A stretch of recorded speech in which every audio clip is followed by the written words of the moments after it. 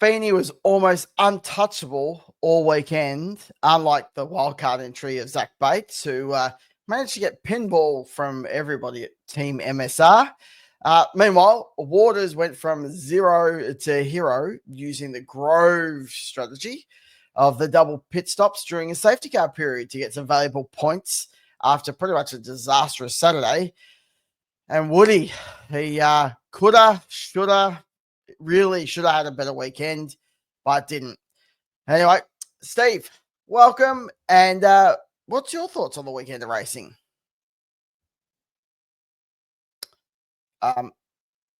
Steve? Steve?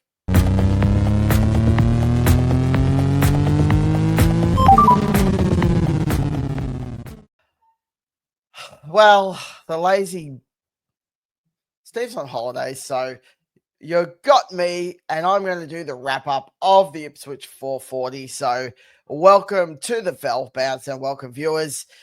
What a weekend it was! It really did have this total mix up across the whole weekend. I mean, really, some of that was like the rain that tried to do a little bit of mixing up and really sent people kind of everywhere during that quali session. No one, as I said, no one was able to really stop, especially Feeney. But damn, the Triple Eight machinery is just, it was on another dimension this weekend. Whether it was the customers' cars that had some magic fairy dust as well, everybody had really strong, powerful cars there from the Triple Eight stable. And it even carried across to the wildcard entry where Zach Bates was able to take P5 in that shootout. So, it was a phenomenal weekend for Triple Eight Engineering, that's for sure. And everybody else was all over the place. We had mixed results. Some people were getting a couple of good races and a bad one. Some had two bad and one good. It was a very mixed weekend. But as I said, Broc just could have basically clean swept everything apart from that. That little jump start, very minor, but it was a gift to Brown, and Brown was able to take one of the race wins away from his teammate. I mean, really, other than that mistake, it was a absolute flawless weekend from Broc, and it was clear that the Camaros, especially the Triple Eights engineering stack, were just in a different level, and there was barely anyone else that could get near them. And the Mustangs definitely looked like they were struggling or having to basically race at their extreme to try and keep up there. And there was quite a few mistakes from some of those drivers and from some of the crew.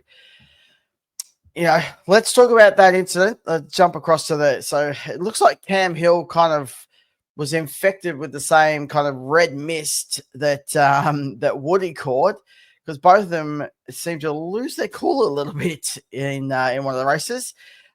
Hill felt he was like unjustly kind of bumped by Bates. Wasn't quite a bump and run, but there was a bit of rubbing happening, and he took it personally, and then proceeded down the straight to give Bates a couple of touch-ups, with the last one being insanely intentional. It just looked crazy, personally. Basically took him out.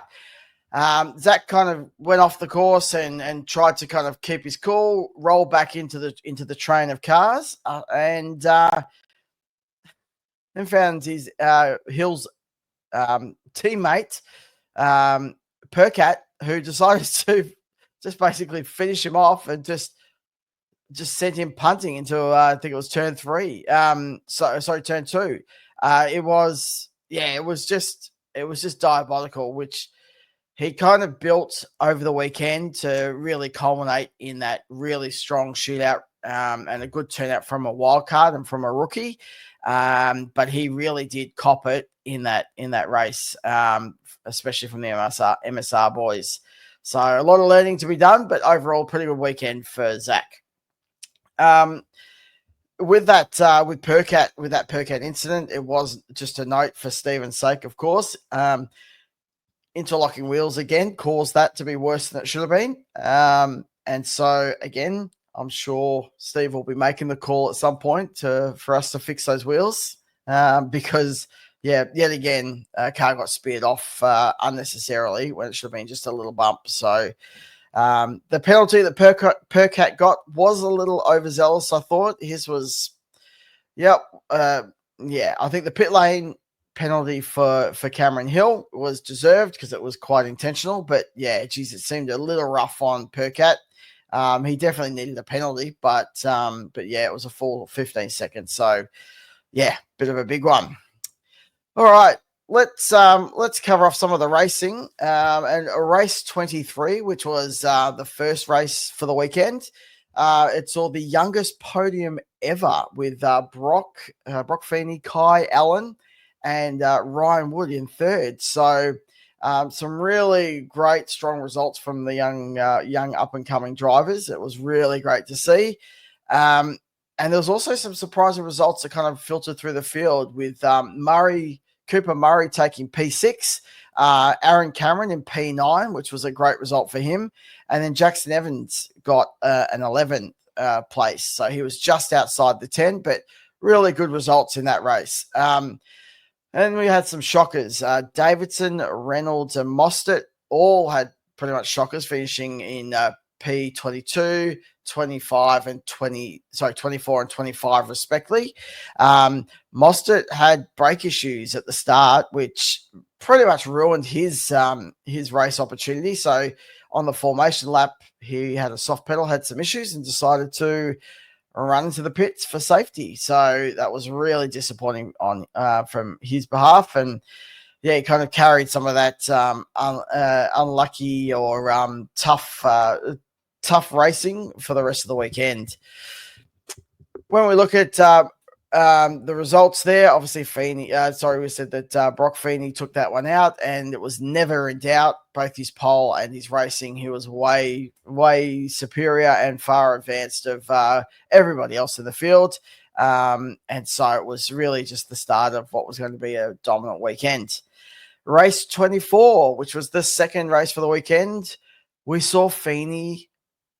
He made a mistake. He screwed up a little bit. He did a jump start. Now, it was very minor, but as we know with these things, a jump start is a jump start. We saw the footage, and so did the stewards, and they decided to give him a 5-second penalty. And in the end, he was not able to get that far up the road from his teammate, Will Brown, who ended up taking out a race win, which was much needed for him to help his championship, just to push him up a little bit, even though the sprint winner was pretty much all signed, sealed, delivered with the pace that Feeney had for the weekend. Randall kind of launched Payne in that opening lap too in that race, kind of put him in the air for a little bit. Because Randall was kind of moving over, and Payne had a ripper start and came through the middle and was kind of squeezed between two cars, and ended up launching the left side of his car. And then at the end of lap one of that turn one, there was just like cars. There was basically a multi-car kind of pile up that was people going everywhere.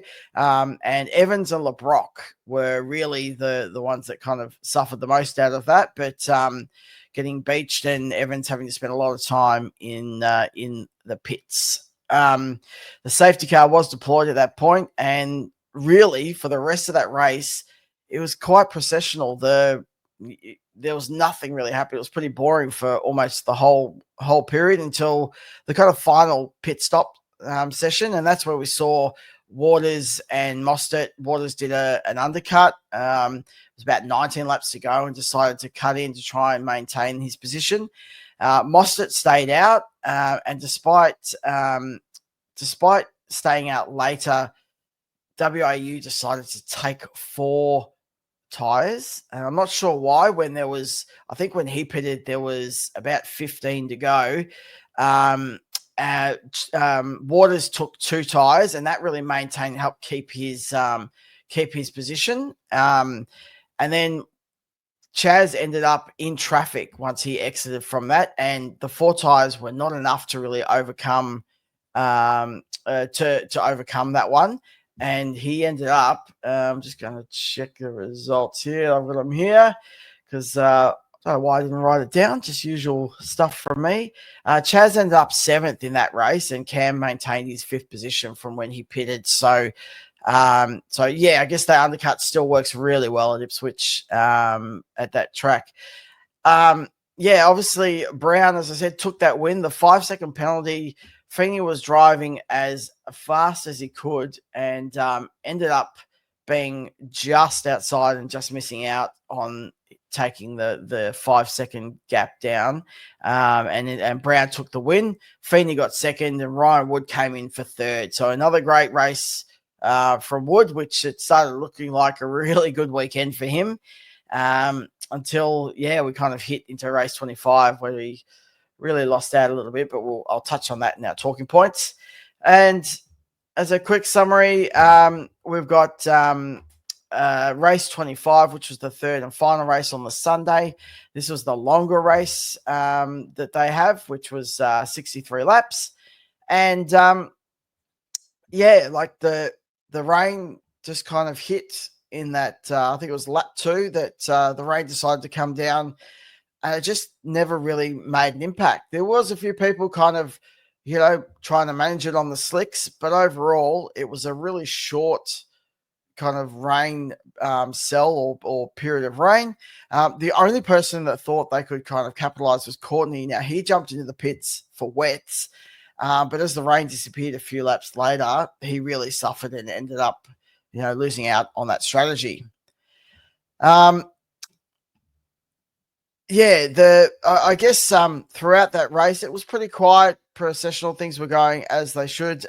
Feeney was braining him at the front. He was just never looking in doubt of losing that race.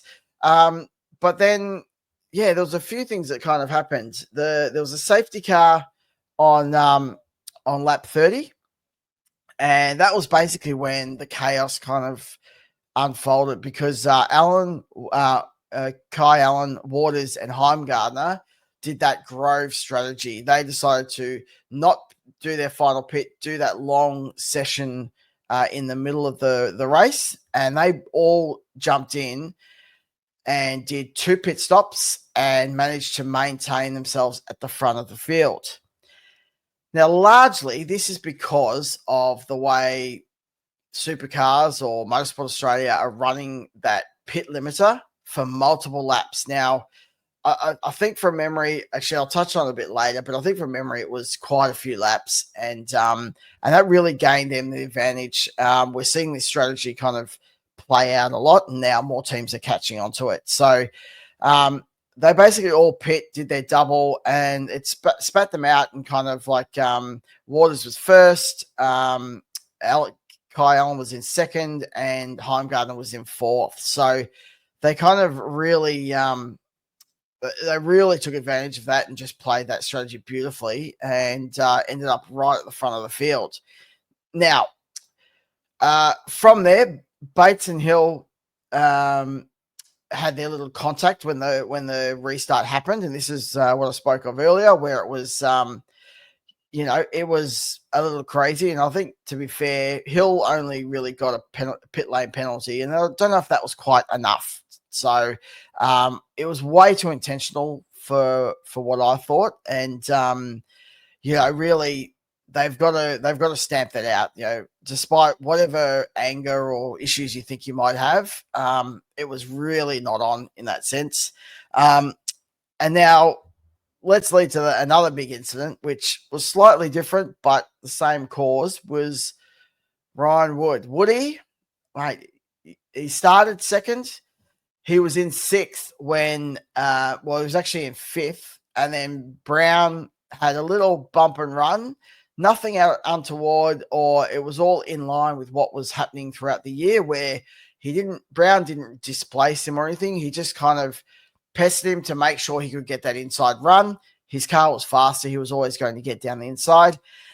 And Woody really took offense to it. He felt like it was a lot worse than it was. Now, he was calling for all the replays because there was no replays at all from the telecast. And in a post-race interview, he was like, come on, guys, show us it. I was unfairly done. Everyone's paying out on me, and I obviously did the wrong thing. I made a mistake, but you got to see what led up to it.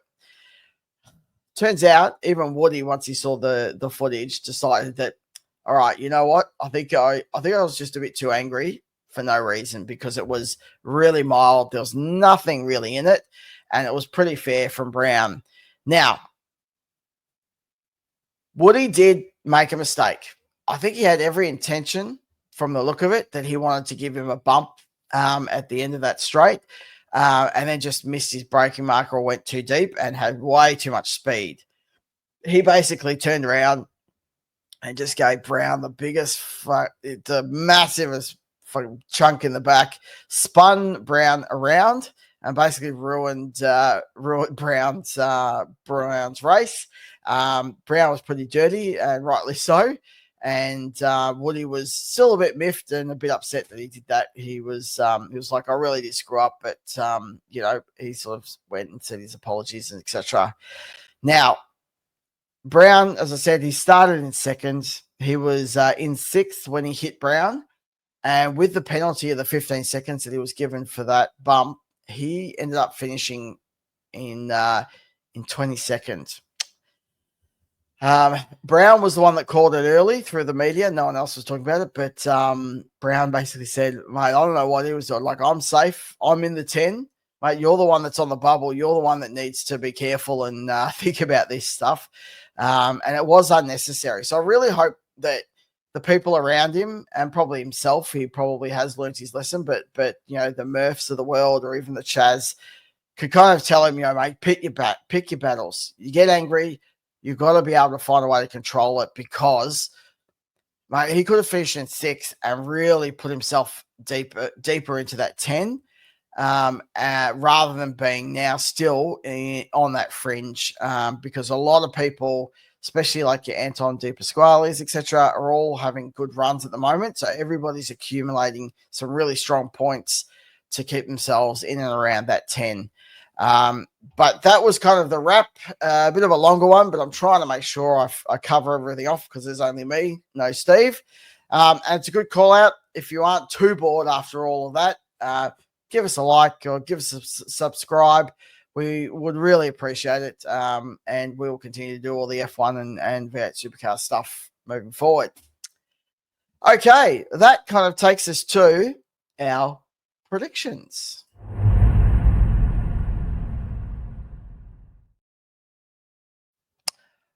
Wow, what a great week for Steve not to be here, because Steve only managed 1 point. Steve had picked race 23 winner Broc Feeney, and then he had Matt Payne and Matt Payne for the other 2 races, with Brody Kostecki taking out the top 10 shootout. So he only managed 1 point. Myself, on the other hand, I picked Broc for race 23. I picked Will Brown for race 24. And I picked Feeney for the top 10 shootout.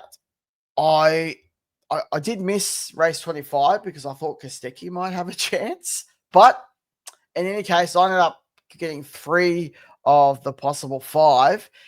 And the only one that's kind of up for contention, which I'd love to hear your thoughts, or maybe Steve can chime in when he sees this on the socials. Our standout performer. And I've been looking at it, and it's been really hard to pick someone that was a standout. We have a whole bunch of people, like you look at like your Stanaways, David Reynolds. I picked Will Davidson to have a good one, and that definitely didn't happen. Steve had picked Bryce, and that definitely didn't happen. But even those guys had days where they were up. Will Davidson was 10th and 11th in race 24. But the other races, they had shockers. And so everybody was all over the place.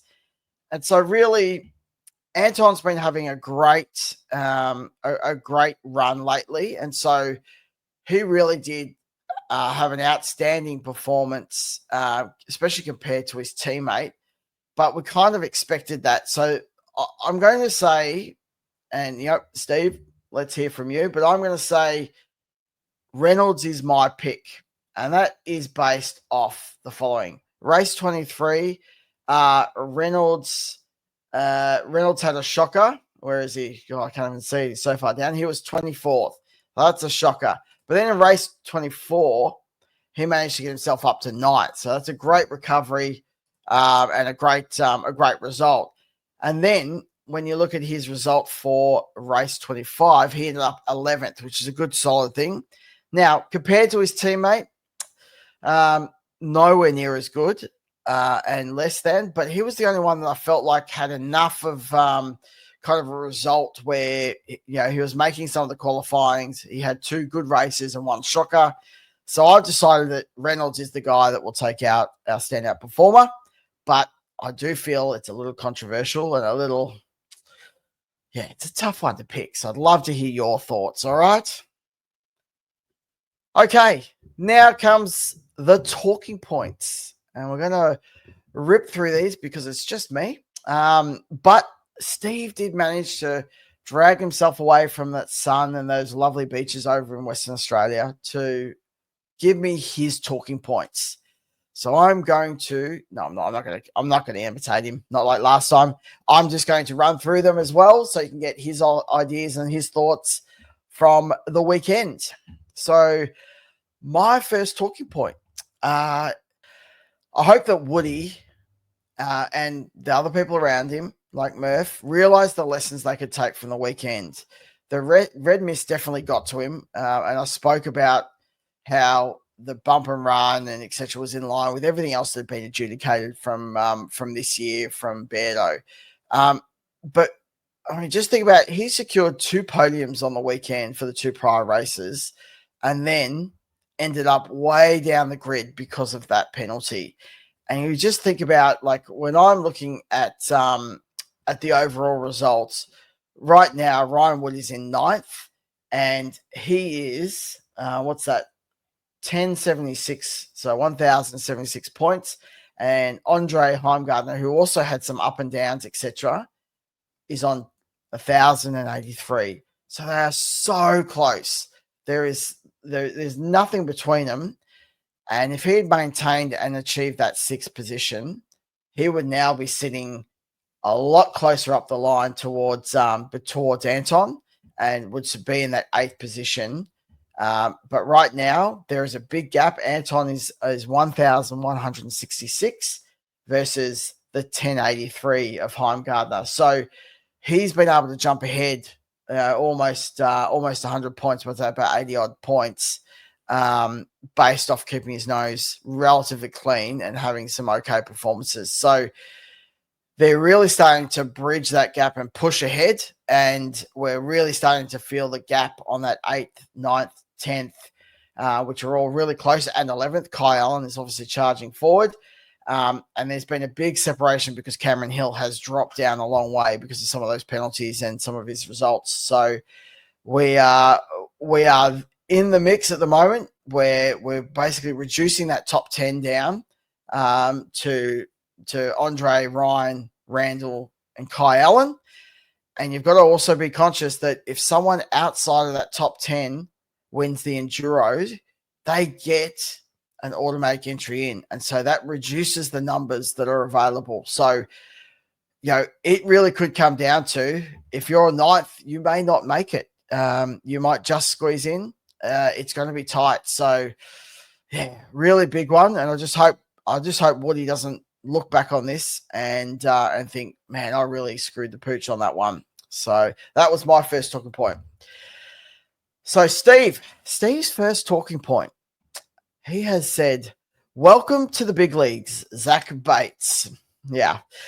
Excellent speed all weekend, but muscled out hard by Cam Hill, who lost his mind, which I touched on. Adding more fuel to the fire, Percat then finished the job, serving Bates into the weeds. And I guess, I gave you my thoughts earlier on that. And yeah, Steve reiterated with his talking points exactly what he feels. But it really was a little bit of a rude awakening. But I think with the speed, if they can transfer to the other tracks, yeah, I think Zach had a really good showing, a strong result despite all of that. All right. My second talking point is what I have mentioned earlier, but I'm going to officially tag and refer to as the Grove strategy. So the Penrite boys, they have shown this strategy, and it took until this weekend, the very last of the Sprint Cup championship, or part of the championship, for other teams to realize, hey, I can run long, and if there is a late or a later safety car, I can punch out 2 of my pit stops and I can really accelerate myself through the field. So, yeah, it was perfectly executed by Tickford, and really enabled him. He had no match for Feeney's pace, definitely, but yeah, he went from basically at the back of the grid because of some of the troubles he'd had, and ended up way up the front of the field. So yeah, well done to Cam Waters and to the others that like Heimgardner and Kai Allen who did that strategy. I guess the trouble with this strategy is that it's easily going to be foiled. I think moving forward, I think all the teams are going to have this one in their bag of either one of their drivers or potentially both their drivers running long in the hope of something happening with the late safety car. But Supercars could squash this. They could change this and they could reduce this from happening if they don't think it's in the spirit, or if they want to change the entertainment value, which we know they are not going to do because they want more entertainment. But really, it took 5 laps. I thought it was 4, but then in the media, I read somewhere it was 5 laps where the cars were going around with their pit limiter button on. So that's 80 Ks an hour. And that just leaves the door wide open for this strategy to be executed on. So it could easily be managed if they'd decided, because the car was beached, just get everyone to bunch up a little earlier. If they'd done that on the second, maybe even the third lap, that double pit stop would have only just come through, or would have at least put them in the mix, but not necessarily at the front. So, I think it can be, it can be squashed if teams are taking advantage of it. But right now, the biggest challenge for most of the teams is if everybody's going to start doing it, then yeah, we're going to have the same result where everybody's squeezing into that end, to the top end of the field, because they're going to do the double pit stop Grove strategy. So that was my talking point. I've got to really shorten these up, don't I? All right, second talking point for Steve. And he is asking, was the level of aggression up and down? Was the level of aggression up and down the field a step too far? We saw a number of penalties, and we all want to see exciting racing. But was Ipswich a step too far? And how do we find the balance? Well, look, I would definitely say the aggression was too far. We had just 2 incidences. Well, really one that was true, pure aggression, which was the Cameron Hill one. And then we saw that red mist that I mentioned about for Woody.